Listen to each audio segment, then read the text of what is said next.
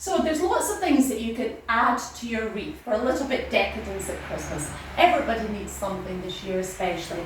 Ribbons add such a wealth of colour, and the opportunities and colours now that you can get are so beautiful, from velvet ribbons to satin ribbons, tied in bows or just simply looped round your finished design. Things like the birch, which are beautiful and sparkly, add a little bit glamour to the wreath, and you can place that on and the contrast is just wonderful.